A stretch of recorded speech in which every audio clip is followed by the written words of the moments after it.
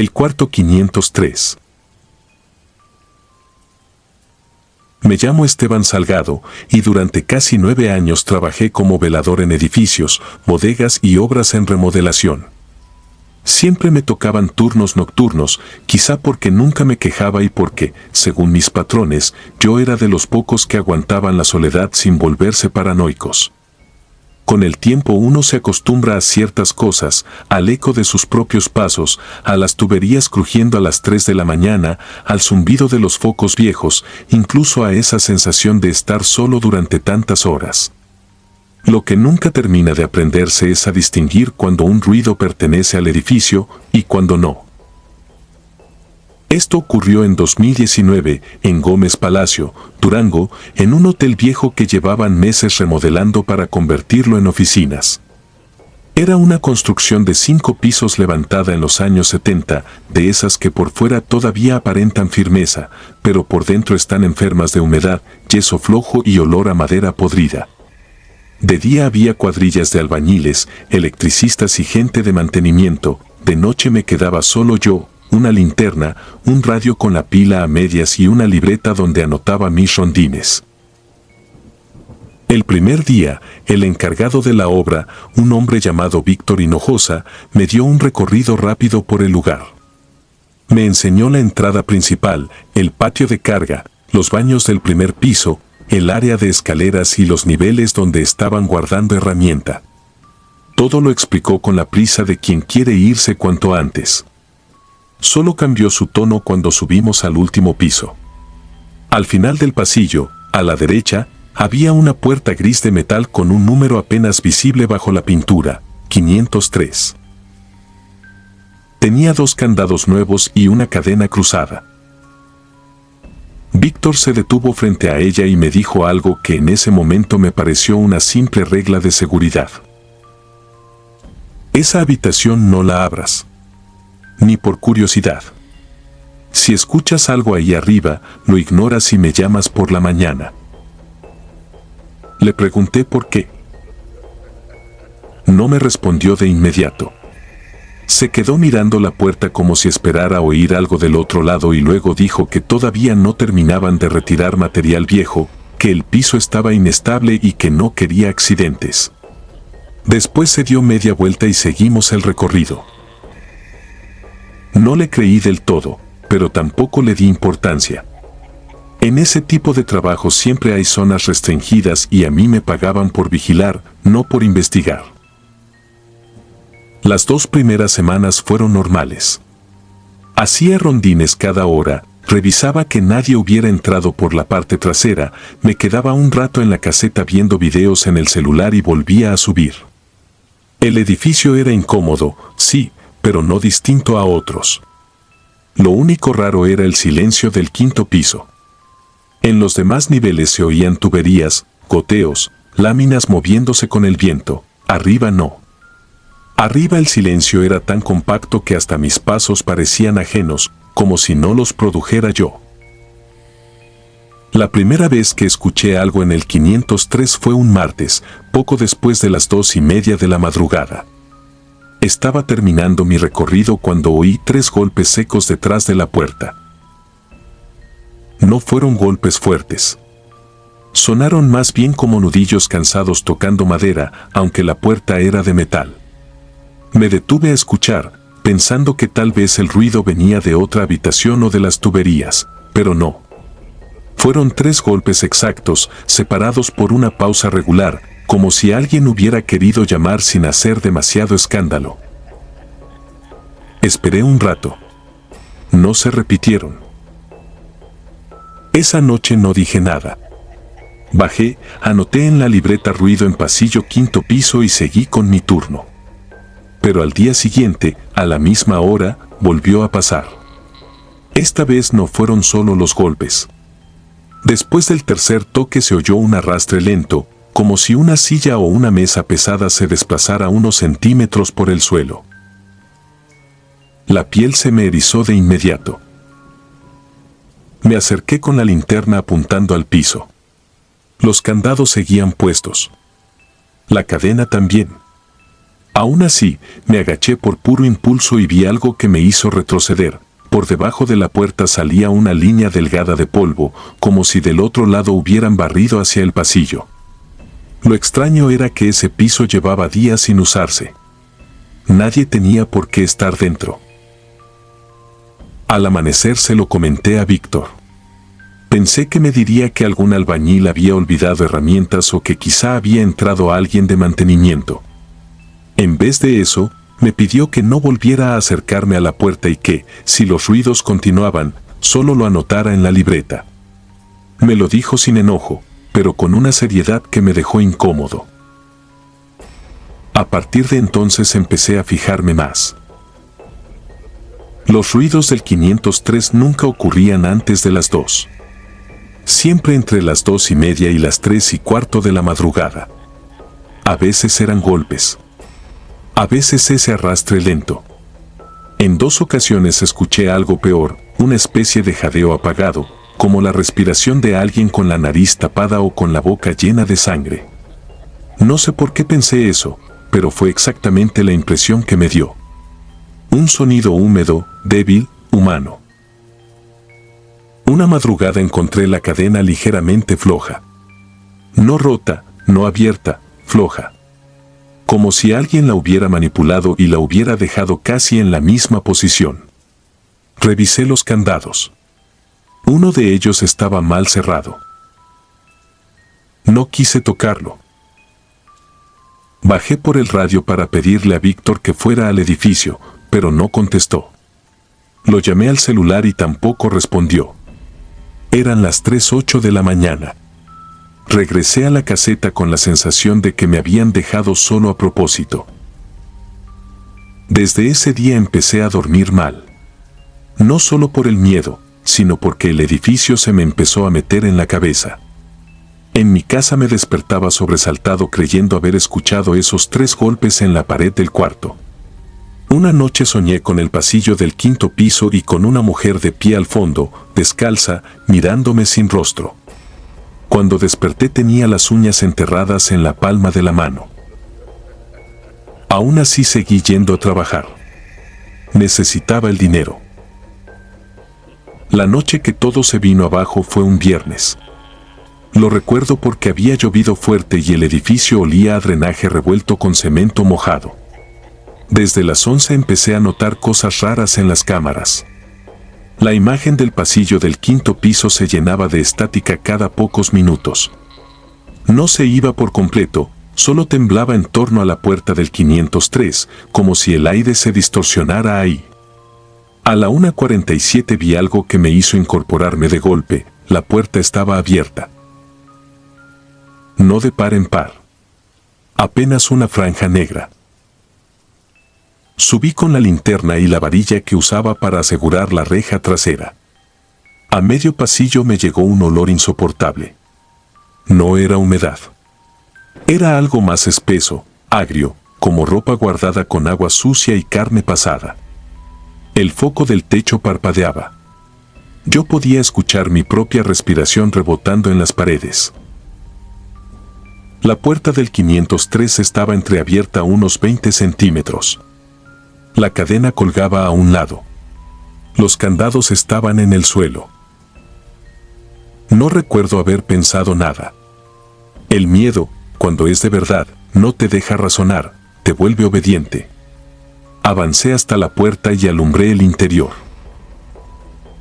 La habitación seguía amueblada como si el hotel no hubiera cerrado del todo.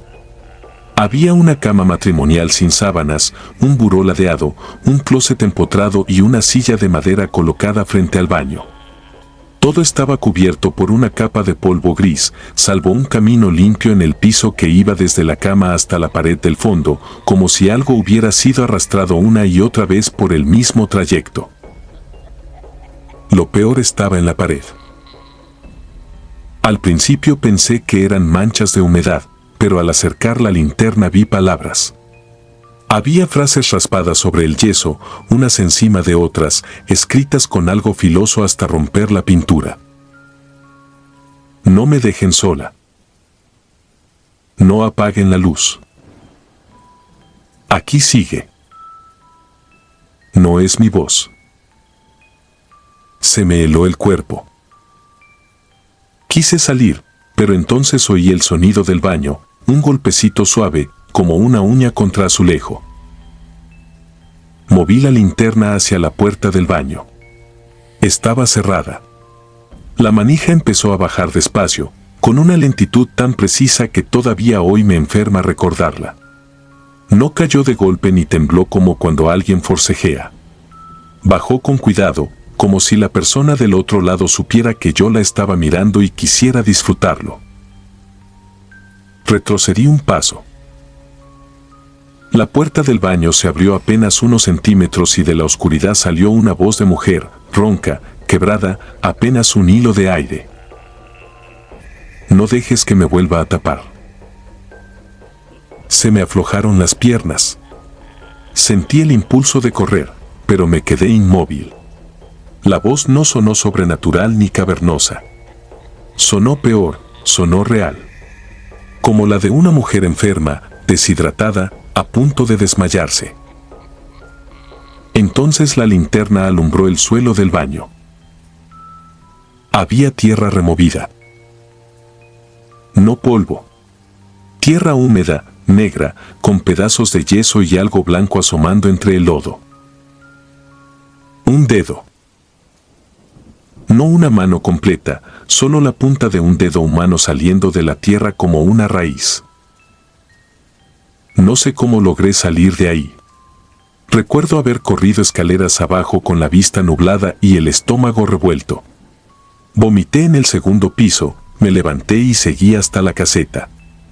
Cerré por dentro, arrastré un archivero contra la puerta y marqué al 911 con las manos temblando tanto que fallé 2 veces el número. La policía llegó 40 minutos después. Subieron conmigo, con 2 patrullas afuera y un comandante que se notaba fastidiado. Yo juraba que la puerta estaba abierta, que había tierra, que había un dedo saliendo del piso. Cuando entramos al 503, la habitación estaba cerrada con candados nuevos. Nuevos. No los mismos que yo había visto tirados. Los policías rompieron la cadena y revisaron. El cuarto estaba vacío. No había muebles. No había silla. No había frases en la pared. No había baño con tierra removida.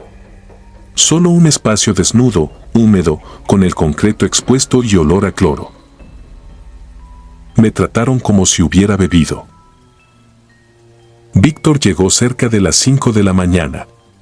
Cuando vio a la policía, se puso pálido. Me pidió hablar a solas y, sin rodeos, me dijo que me fuera a mi casa, que él se encargaría de todo. No acepté. Le dije lo que había visto, lo del dedo, lo de la voz, lo de las frases. No me contradijo. Solo se quedó con los ojos fijos en el piso. Después me contó la verdad. Años antes, cuando el lugar seguía funcionando como hotel, una mujer había denunciado a su esposo por violencia. Se estaba escondiendo de él y llevaba varios días rentando el 503. Una noche desapareció. El esposo dijo que ella se había ido por voluntad propia. El dueño del hotel respaldó esa versión. No hubo cámaras, no hubo testigos, no hubo cuerpo. El caso se enfrió y con el tiempo la familia dejó de insistir. Meses después, uno de los trabajadores de mantenimiento aseguró haber escuchado golpes detrás de la pared del baño del 503 durante una madrugada. Cuando lo reportó, el dueño lo corrió. Años más tarde, otro velador renunció diciendo que una mujer le hablaba desde esa habitación. Luego renunció un tercero. Y después otro. Le pregunté por qué demonios seguían cerrando el cuarto si sabían eso. Víctor me respondió algo que todavía me da asco recordar. Porque cuando quisimos demoler el baño, encontramos hueso y el dueño pagó para que lo volvieran a tapar. Dijo que si salía eso a la luz, el edificio se perdía. No lo podía creer. Pensé que me estaba mintiendo para asustarme o para justificar algo, pero su cara era la de un hombre derrotado. Me dijo que él no había estado cuando lo hicieron, solo supo después. Que por eso mantenían el 503 cerrado. Que por eso cambiaban de velador cada cierto tiempo. Esa misma mañana renuncié. 2 semanas después, la policía me buscó. No por mi declaración, sino porque habían recibido una denuncia anónima sobre restos humanos en el edificio. Fueron con orden judicial, rompieron el piso del baño del 503 y encontraron el esqueleto parcial de una mujer envuelto en lonas de plástico, enterrado bajo una capa de cemento de apenas 15 centímetros. El informe dijo que había fracturas en ambas muñecas y una lesión severa en el cráneo. También encontraron un anillo y un dije que su hermana identificó de inmediato. Lo que nunca salió en las noticias fue otra cosa. Junto a los restos había un teléfono Nokia viejo, enterrado con ella. Estaba destruido por la humedad, pero la tarjeta SIM pudo recuperarse. La fiscalía obtuvo un registro de llamadas de la noche en que desapareció. La última llamada la hizo a emergencias. Duró 27 segundos. La operadora declaró que apenas entendió lo que la mujer decía, porque hablaba llorando y muy bajo. Lo único claro que alcanzó a repetir 3 veces fue: «Hay un velador afuera. No lo dejen abrirle». Cuando me dijeron eso sentí que me faltaba el aire. Yo no entendí al principio. Pensé que hablaban del velador que trabajaba ahí cuando el hotel seguía abierto, del hombre que quizá ayudó al esposo o al dueño. Pero la agente me preguntó algo que me dejó helado, si yo recordaba haber visto a alguien más en las cámaras esa noche. Le dije que no. Me respondió que en el DVR del edificio, en la grabación de la madrugada en que yo hice la llamada al 911, aparecía una silueta parada detrás de mí dentro del 503 durante casi 2 minutos. No me mostraron el video completo. Solo un fotograma impreso. Salgo yo, de espaldas, alumbrando la pared con la linterna. Y detrás de mí, reflejado en el espejo manchado del baño, hay un hombre alto con uniforme de velador, gorra oscura y la cara completamente negra, como si la hubieran quemado o borrado. Está inclinado sobre mi hombro, mirándome. Lo peor no fue eso. Lo peor fue el nombre bordado en el pecho del uniforme. No decía Esteban. Decía Ricardo. Ese era el nombre del velador que desapareció en ese edificio en 2006.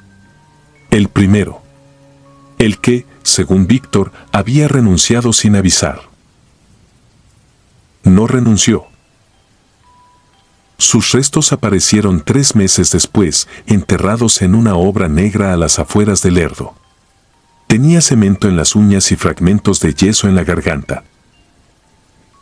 La fiscalía sospechó que había descubierto lo de la mujer y quisieron callarlo.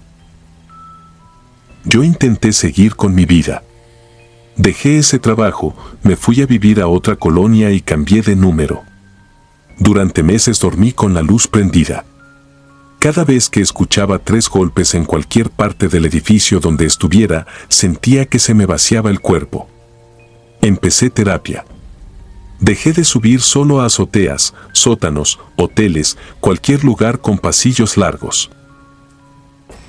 Creí que con el tiempo iba a pasar. No pasó.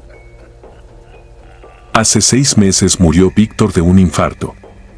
La noticia me la dio un excompañero.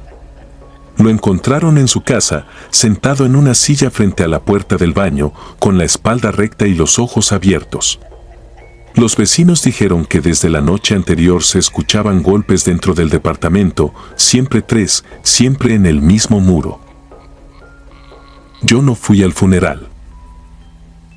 Esa misma madrugada, a las 3:11, me despertó un ruido en el pasillo de mi casa. 3 golpes. Pensé que estaba soñando. Me quedé quieto, sin respirar, hasta que los escuché otra vez, más despacio. Me levanté, Tomé el celular y caminé hasta la puerta. No pregunté quién era. No me atreví. Miré por la mirilla. No había nadie. Pero en el suelo, del lado de adentro de mi casa, había una línea de tierra húmeda entrando desde debajo de la puerta, como si alguien hubiera cavado desde el otro lado. Quise retroceder y entonces sonó mi teléfono. Era un número desconocido. Contesté porque, por alguna razón, supe que si no lo hacía iba a ser peor. Al otro lado no hubo interferencia ni llanto. Solo una respiración lenta y luego la voz de un hombre cansado, áspera, como si hablara con la boca llena de polvo. Ya abrió. Después colgó. No dormí. Esperé el amanecer sentado en la cocina con un cuchillo en la mano, viendo la puerta. A las 7 me convencí de que todo había sido una coincidencia, una broma enferma o mi cabeza jugándome sucio otra vez. Me obligué a limpiar la tierra, a bañarme, a vestirme para salir al trabajo. Cuando regresé por la tarde, encontré la puerta de mi baño cerrada. Yo la había dejado abierta. Me acerqué despacio y vi algo en la madera, a la altura de los ojos. No estaba escrito con pintura ni con plumón. Parecía marcado con una uña o con una llave, hundido en la capa del barniz. Era una frase corta. Ahora te toca vigilarme a mí. Suscribirte y darle like ayuda mucho a este canal. Si ya has escuchado mi contenido antes, te ha gustado y estás disfrutando lo que escuchas en este sector, te agradeceré que presiones el botón de suscribirse. Sin más interrupciones, continuamos. Surco negro. No me gusta contar esto porque cada vez que lo hago vuelvo a oler aquella tierra húmeda, esa mezcla de lodo, estiércol y algo agrio, como carne vieja calentada por el sol y luego enterrada a medias. Han pasado 8 años, pero hay noches en que me despierto con esa peste metida en la nariz y con la certeza de que algo sigue buscándome desde el campo. Me llamo Tomás Valenzuela. Durante más de media vida trabajé como velador en ranchos de Sinaloa, cuidando parcelas, ganado, bombas de riego y bodegas. Era un oficio duro, pero simple. Uno aprendía a distinguir el ruido del viento entre el maíz, el bramido de una vaca enferma, el aleteo de las lechuzas, incluso el crujido de una persona caminando a escondidas entre los surcos. Yo conocía el campo de noche mejor que muchos conocen su propia casa. Por eso puedo jurar que lo que vi en el rancho San Gerardo, en 2017, no era un animal, ni un ladrón, ni algo que se pueda explicar con la cabeza fría. Llegué a ese rancho a finales de octubre, cuando el aire ya empezaba a enfriarse y las noches se volvían largas. El lugar estaba a casi 40 minutos del pueblo, metido entre cerros bajos y caminos de terracería que, después de cierta hora, parecían tragarse el ruido del mundo. Había una casa principal donde vivía el patrón cuando iba a revisar cuentas, una bodega vieja con costales de semilla, un corral y, al fondo, un terreno grande sembrado de maíz. Mi caseta quedaba cerca del pozo, a unos 200 metros del cultivo. Desde la primera noche sentí algo raro en ese sitio, aunque no supe decir qué. No era miedo todavía. Era más bien una incomodidad constante, como cuando uno entra a una habitación donde acaba de haber una discusión y el ambiente sigue pesado. El rancho estaba demasiado callado. No hablo del silencio normal del campo, ese que se llena con grillos, ramas y perros a lo lejos. Hablo de otra cosa. Había momentos en que todo se apagaba de golpe, como si alguien tapara el mundo con una manta. Ni insectos, ni hojas, ni sapos. Nada. Solo ese vacío que hace que hasta la respiración de uno suene como una falta de respeto. Me acompañaba un perro viejo, un mestizo color ceniza llamado Pinto. Era noble, obediente y tenía un instinto que pocas veces le fallaba.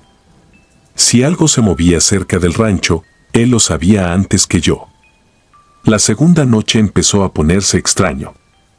Al pasar cerca del fondo de la parcela, se quedó quieto, con el lomo erizado y la cola entre las patas. No ladró. Eso fue lo primero que me inquietó. Pinto le ladraba a todo: tejones, víboras, gente borracha.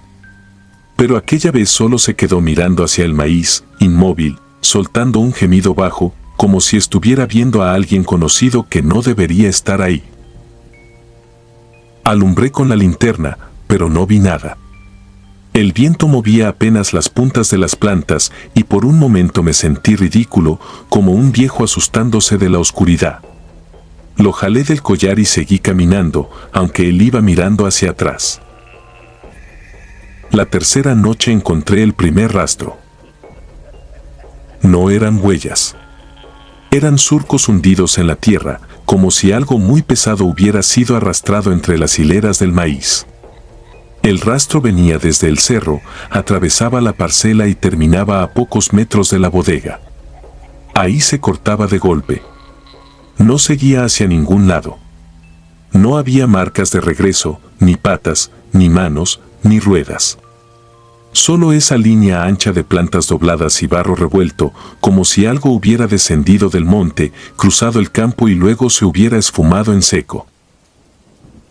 Me agaché a revisar y noté otra cosa: había un olor distinto en la tierra removida.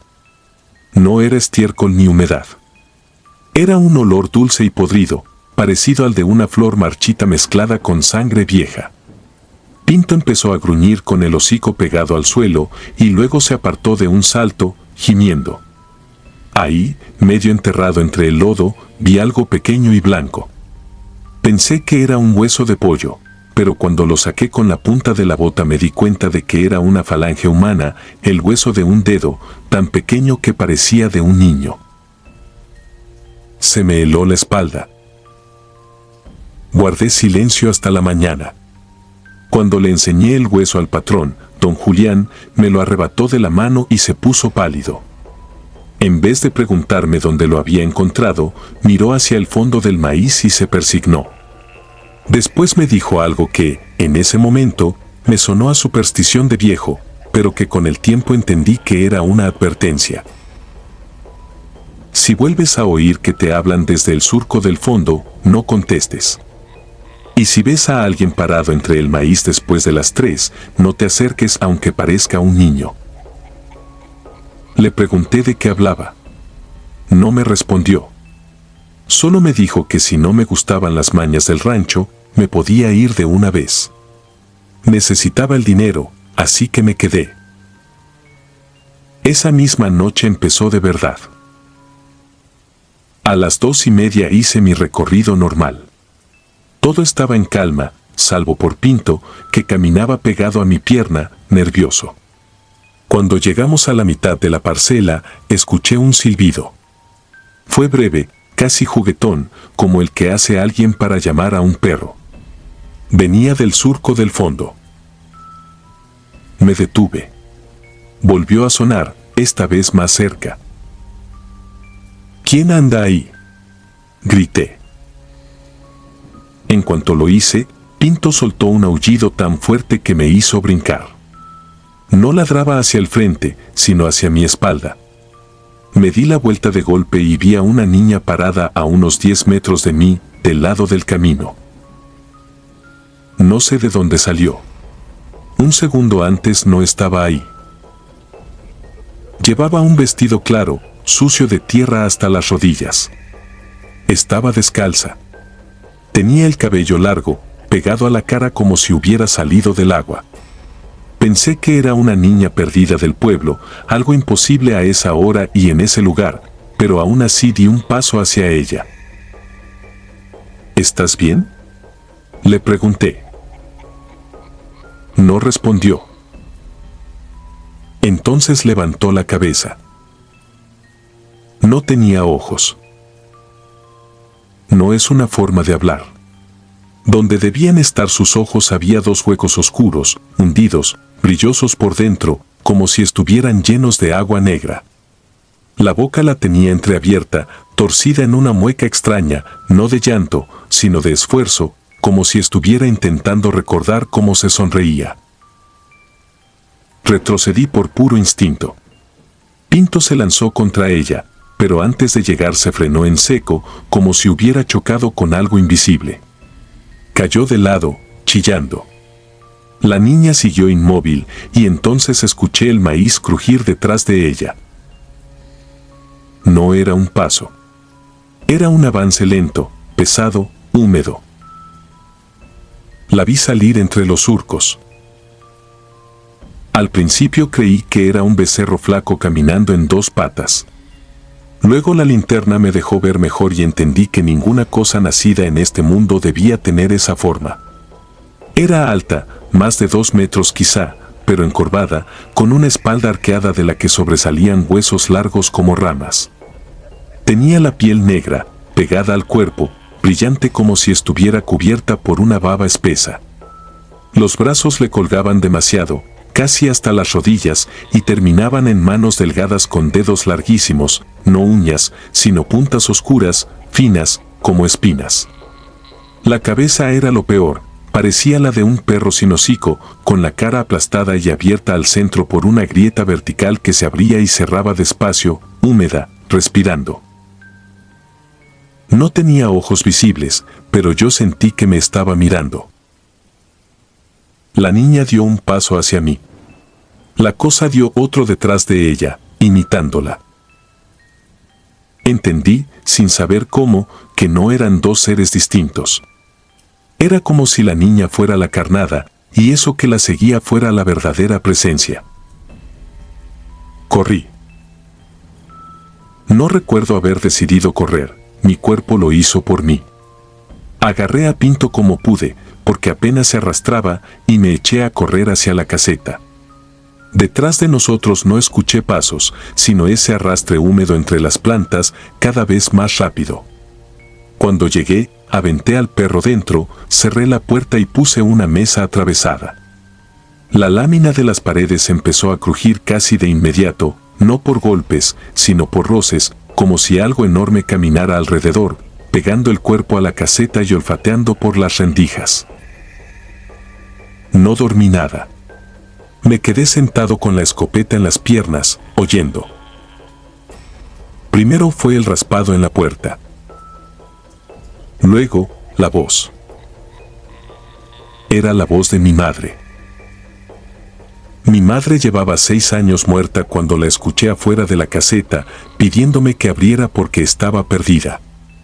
Hablaba despacio, con esa manera suya de alargar las palabras cuando quería que yo le hiciera caso. Después escuché a mi hermano. Luego a mi esposa. Luego a mi hijo, que en ese tiempo tenía 9 años, llorando y diciendo que algo lo había lastimado. No abrí. La voz estuvo ahí hasta que amaneció.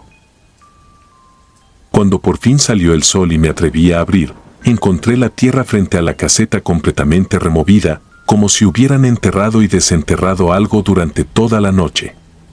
Pinto seguía vivo, pero no volvió a ser el mismo. Se quedó ciego del ojo que le quedaba, dejó de comer 2 días y cada vez que anochecía se metía debajo de la cama. Yo ya estaba decidido a irme, pero antes quise saber qué demonios pasaba en ese rancho. Presioné tanto a don Julián que al final me confesó lo que sabía. En ese terreno, mucho antes de que él heredara la propiedad, hubo una casa de peones. En 1984 desaparecieron 3 niños de familias que trabajaban ahí. Nunca se encontró a los culpables. La versión oficial fue que se los había llevado el río durante una tormenta, aunque el río quedaba a varios kilómetros. Los padres no se quedaron conformes y empezaron a excavar por su cuenta en la parcela del fondo porque uno de los niños decía, antes de desaparecer, que por las noches salía un hombre del maíz y le hablaba desde abajo de la tierra. No encontraron a los niños. Encontraron, en cambio, un pozo viejo tapado con cal y piedras. El abuelo de don Julián mandó cerrarlo de nuevo y prohibió hablar del asunto. Desde entonces a veces se aparece, me dijo. No siempre. Solo cuando el rancho se queda solo muchos años, o cuando alguien escarba donde no debe. Yo no había escarbado nada, pero sí había sacado el hueso. Esa fue mi última noche ahí. No salí a rondar. Me encerré desde temprano con la escopeta cargada, la lámpara, un radio y a Pinto acostado a mis pies. A las 2 de la mañana se fue la luz. A las 2:20 escuché algo debajo del piso. Mi caseta tenía piso de cemento delgado, pero abajo había tierra. El sonido venía de ahí, clarísimo, uñas o dedos rascando desde abajo, como si alguien quisiera abrirse paso. Luego empezó un golpeteo suave. 3 golpes. Pausa. Otros 3. Siempre en el mismo punto, justo bajo mi cama. El cemento se cuarteó. Vi una línea negra abrirse en el suelo como una vena reventada. De la grieta salió primero el olor, esa mezcla de humedad, flor podrida y sangre. Después emergió una mano pequeña, de niño, embarrada de lodo oscuro. No era una alucinación. La vi abrir y cerrar los dedos sobre el piso. Luego salió otra mano. Y otra más larga, huesuda, de dedos imposibles, que tomó a la primera por la muñeca y la arrastró de vuelta hacia la grieta con una violencia brutal. El ruido que hizo ese jalón fue el de un pollo cuando le tuercen el cuello. Disparé al suelo. El estruendo me dejó zumbando los oídos. El cemento se desmoronó un poco, y de la grieta subió un chillido tan agudo que Pinto empezó a convulsionarse. Después todo se quedó en silencio. Silencio total. Esperé a que amaneciera y me fui sin recoger mis cosas. Dejé ropa, radio, cobijas, hasta la mitad de mi sueldo porque me lo pagaban en efectivo y estaba en un cajón. Solo agarré a Pinto, las llaves del carro y salí de ese rancho sin mirar atrás. 2 días después me hablaron del pueblo. Me dijeron que don Julián no aparecía. Lo buscaron por toda la propiedad hasta que encontraron la puerta de mi caseta abierta y manchas de tierra negra por todos lados. El piso estaba hundido, como si por debajo se hubiera vaciado una fosa. De don Julián no hallaron nada, excepto su sombrero enterrado a medio metro de profundidad, justo debajo de donde estaba mi cama. Nunca regresé. Pinto murió al mes. Lo encontraron una mañana, echado frente a la puerta de mi casa, mirando al patio. Cuando lo revisé, noté que tenía las patas delanteras llenas de tierra, como si hubiera pasado la noche escarbando. Yo traté de seguir con mi vida. Cambié de trabajo, de casa, incluso de municipio. Durante mucho tiempo funcionó. Dejé de escuchar ruidos, dejé de soñar con el maíz, dejé de sentir que algo me observaba al apagar la luz. Llegué a creer que, de alguna forma, lo había dejado atrás. Hasta el año pasado. Mi hijo, el mismo que aquella noche escuché llorar con una voz prestada detrás de la puerta, se fue a trabajar al norte. Antes de irse me dejó una caja con papeles viejos que había encontrado en casa de su abuela. Entre recibos, fotos y actas venía una imagen doblada y amarillenta. Era una fotografía de 1984, tomada en un rancho que reconocí al instante aunque todavía no se llamaba San Gerardo. En la foto aparecían varios peones, una mujer cargando a un niño, 2 hombres junto a un tractor y, al fondo, casi fuera de cuadro, un pozo abierto. Y junto al pozo estaba yo. No un hombre parecido a mí. Yo. Más joven, sí, pero inconfundible. La misma cara, la misma cicatriz en la ceja, la misma forma de pararme. Lo más imposible es que en 1984 yo tenía apenas 3 años y vivía en otro estado. No había forma de que estuviera ahí. Detrás de esa versión de mí, medio ocultos por la sombra del pozo, se veían 3 niños mirando a la cámara. 2 tenían la cara borrosa. El tercero, el del centro, sostenía algo en la mano. Era el collar de Pinto. Le di la vuelta a la fotografía buscando una explicación, una fecha mal escrita, una broma, cualquier cosa. Solo había una frase, anotada con tinta deslavada, en una letra que no era de nadie de mi familia.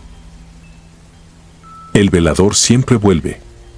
A veces tarda años en acordarse de que nunca salió del surco. No he vuelto a dormir con la luz apagada. Desde que vi esa foto, algunas noches despierto con tierra debajo de las uñas y las botas embarradas junto a la cama, aunque juro por Dios que no he salido de casa. Hace 2 semanas encontré maíz regado desde mi cuarto hasta el patio, como si alguien hubiera marcado un camino. Y ayer, al levantar la cubeta del agua para los perros, vi hundidas en el lodo unas huellas largas, estrechas, con forma de manos. No iban hacia la calle. Venían del campo baldío de atrás y terminaban justo bajo mi ventana. No sé qué era lo que estaba en aquel rancho, ni si realmente me siguió, o si la verdad es peor y nunca me fui de ahí, si una parte de mí se quedó enterrada bajo esa caseta y lo que volvió a casa fue otra cosa con mi cara, mis recuerdos y mi voz. Solo sé una cosa, desde hace 3 noches, a las 3 en punto, alguien silba afuera de mi casa para llamar a los perros. Y Pinto lleva muerto 8 años.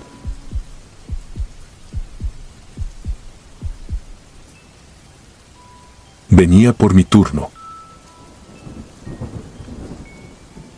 Me llamo Ramiro Salcedo, y durante 11 años trabajé como velador en bodegas, patios de carga y terrenos industriales. No era un empleo que me gustara, pero pagaba mejor que cualquier turno de día, y con 2 hijos pequeños en casa uno aprende a dejar de lado el miedo, el sueño y hasta la dignidad con tal de llevar dinero a la mesa. Por eso acepté aquel trabajo en 2018, en una empacadora semiactiva ubicada a las afueras de Navolato, Sinaloa, cerca de un tramo de carretera donde, después de medianoche, el mundo parecía acabarse. La empresa había quebrado a medias.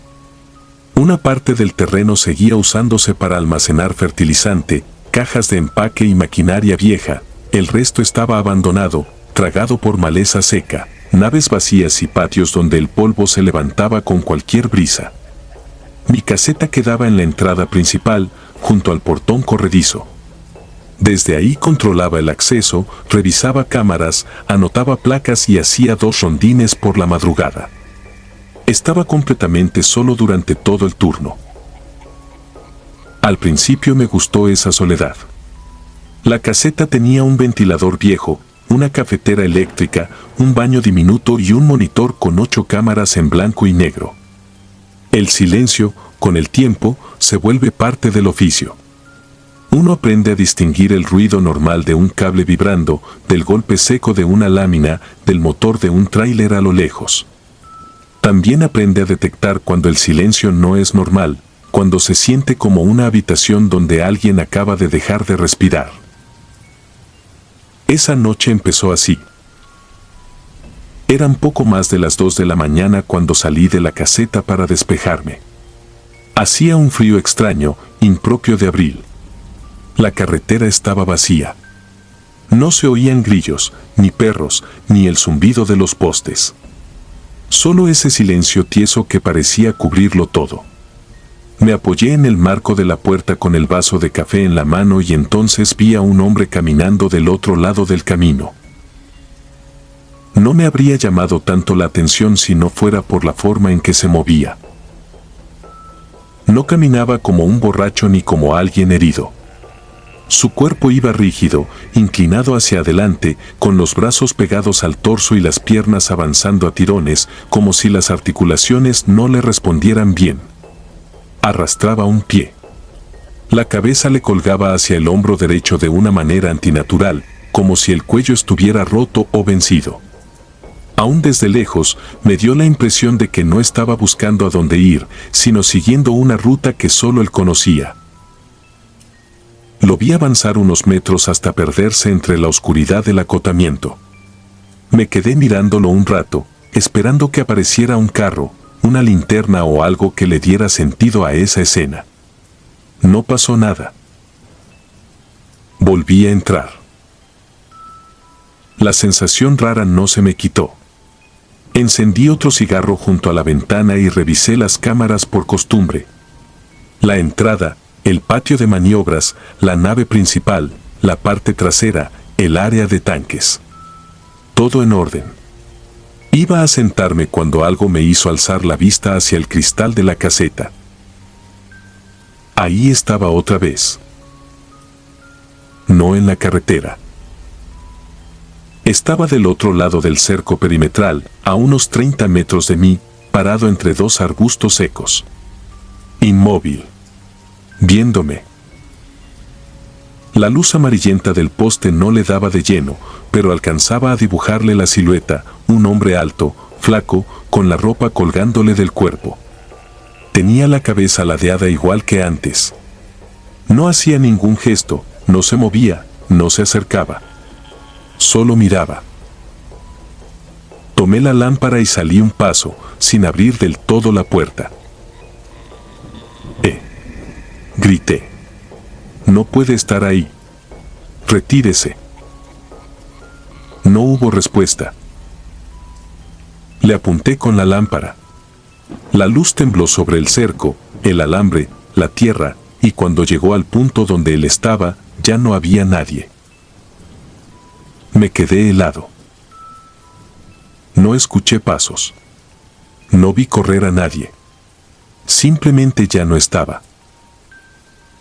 Cerré la puerta de golpe y le puse el pasador. Volví a las cámaras con las manos frías, seguro de que alguna lo habría captado.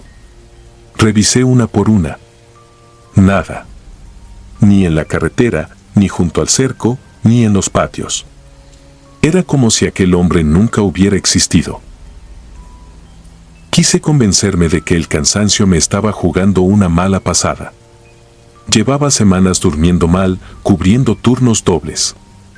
Tal vez había visto una sombra, una bolsa movida por el viento, cualquier cosa. Me serví más café, me mojé la cara y traté de enfocarme en la libreta de registros. Fue entonces cuando escuché el primer golpe en la puerta. Toc, toc. Suave. Educado casi. Me quedé inmóvil, con la pluma suspendida en el aire. Pasaron unos segundos. Toc, toc, toc. Más firme. ¿Quién es?, pregunté, acercándome. Nadie respondió. Miré la cámara exterior, la que daba justo a la entrada de la caseta. La pantalla mostraba la puerta por fuera. No había nadie. Sentí un hormigueo en la nuca. El golpe volvió a sonar, esta vez tan cerca que vibró el vidrio de la ventanita lateral. Y aún así, en la cámara no aparecía una sola persona frente a la puerta.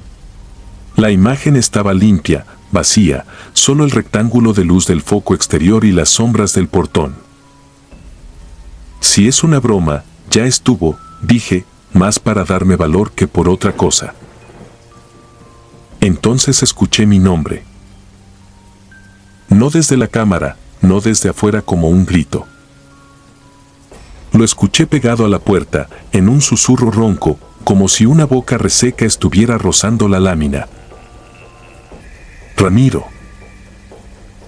Se me helaron las piernas. Nadie ahí sabía mi nombre completo. En la empresa me conocían como Salcedo o el velador nuevo. Ni siquiera el supervisor nocturno, que casi nunca iba, me llamaba por mi nombre. Sin embargo, esa voz lo pronunció con una familiaridad nauseabunda, como si me hubiera estado esperando desde antes de que yo aceptara el empleo.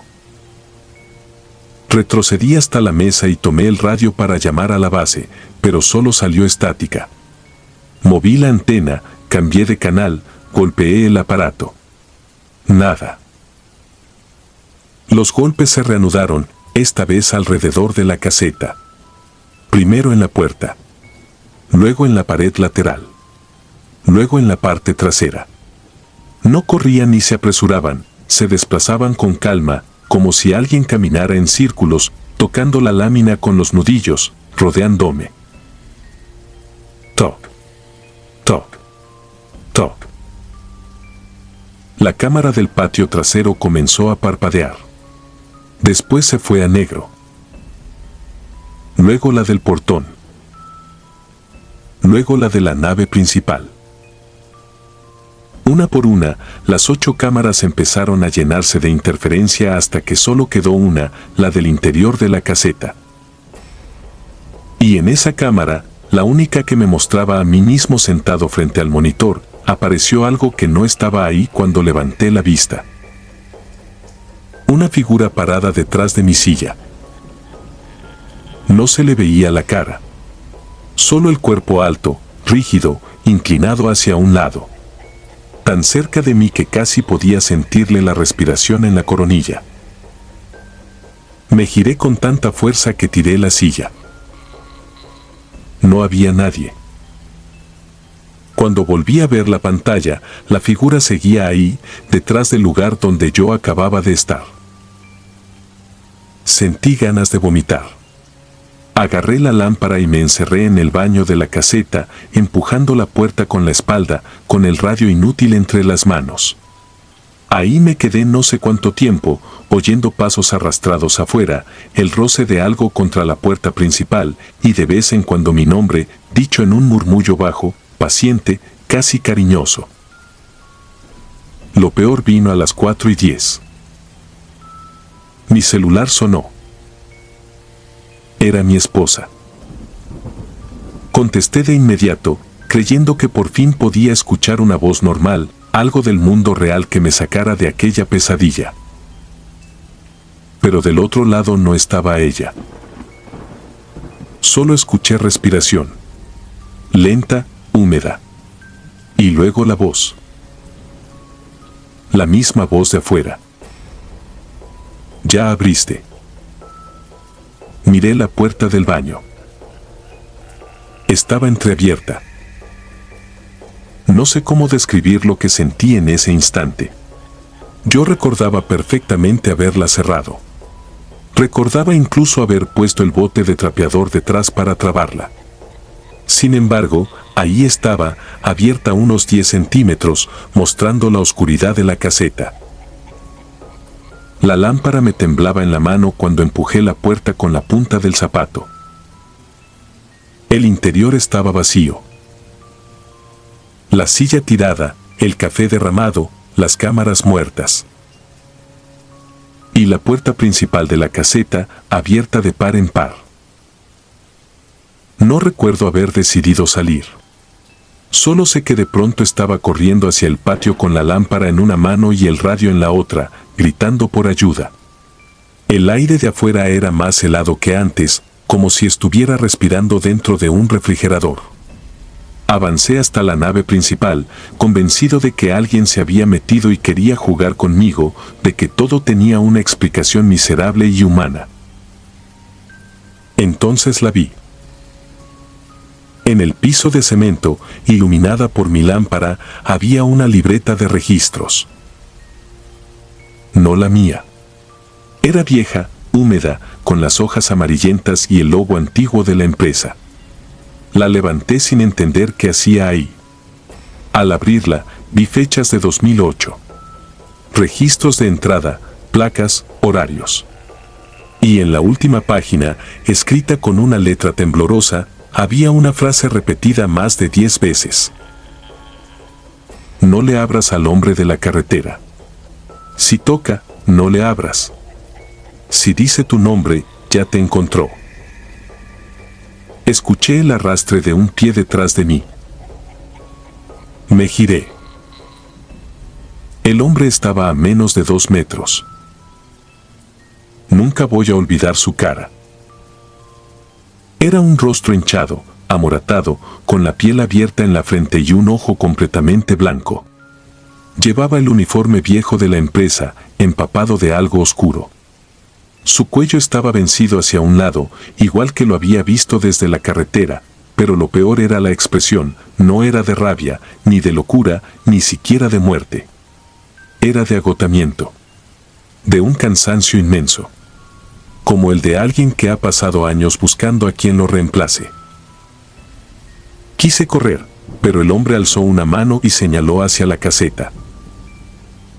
La puerta estaba cerrándose sola. Y adentro, sentado en mi silla, vi a mi hijo mayor. Tenía 8 años en ese entonces. Llevaba el uniforme de la primaria, su mochila en las piernas y la mirada perdida, como si no supiera dónde estaba. Yo supe de inmediato que no podía ser él, que era imposible, que a esa hora debía estar dormido en su cama. Pero el miedo no piensa. El miedo te obliga. Corrí hacia la caseta gritando su nombre.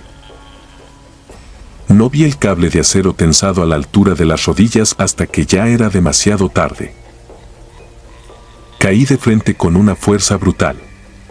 Sentí cómo se me quebraron los dientes contra el concreto y luego un dolor seco, insoportable, me atravesó el cuello. Quedé boca arriba, sin poder mover bien las piernas, viendo el cielo negro, tragando sangre. No había ningún niño dentro de la caseta. Solo la puerta abriéndose lentamente. El hombre de la carretera se acercó arrastrando el pie hasta quedar de pie sobre mí. Me miró un momento con ese ojo blanco y el otro hundido en sombra. Luego se inclinó tanto que su cara quedó a centímetros de la mía. Su aliento olía a tierra mojada y a carne podrida. Y me habló con una voz que no salió de su boca, sino de todas partes a la vez, como si la caseta, la bodega y la noche completa hubieran hablado a través de él. Ya no voy a estar solo. Lo último que sentí fue su mano fría tapándome la boca mientras yo intentaba gritar. Lo último que vi fue la luz de la caseta apagándose. Desperté 3 días después en un hospital de Culiacán. Tenía fracturada la mandíbula, 3 costillas rotas y una lesión en la columna que me dejó meses sin caminar bien. La versión oficial fue que tropecé durante un rondín nocturno y me golpeé con una estructura metálica. Eso dijeron los paramédicos que me recogieron tirado en el patio, casi al amanecer. Nunca me explicaron por qué me encontraron dentro de la caseta, sentado en mi silla, con la puerta cerrada por dentro y la libreta de registros abierta sobre las piernas. En la última página, escrita con mi propia letra, había una frase que yo no recordaba haber escrito. Ya hay otro esperando en la carretera. Renuncié en cuanto pude firmar mi baja. Mi esposa dice que desde aquel accidente hablo dormido. A veces me escucha murmurar nombres que no conoce. A veces me levanto de la cama y camino hasta la puerta de la casa, como si alguien me hubiera llamado desde afuera. Una madrugada me encontró con la mano en el picaporte, repitiendo en voz baja una frase que no supe explicar al despertar. No le abras. No le abras al hombre de la carretera. Pero hace 2 meses ocurrió algo peor. Mi hijo mayor, el mismo que vi sentado en mi caseta aquella noche, acaba de cumplir 16 años y consiguió trabajo de verano como guardia auxiliar en una recicladora de las afueras. No me lo dijo hasta que ya había firmado. Quería sorprenderme, seguir mis pasos, según él. Traté de impedirlo, le grité como nunca le había gritado, incluso le rogué. Mi esposa pensó que estaba exagerando por el trauma. La semana pasada, en su tercer turno de noche, me llamó a las 2:17 de la madrugada. Contesté medio dormido. No escuché a mi hijo. Escuché una respiración húmeda. Y luego una voz vieja, rota, conocida, susurrándome al oído desde el fondo de la línea. Ramiro, ya vine por el muchacho.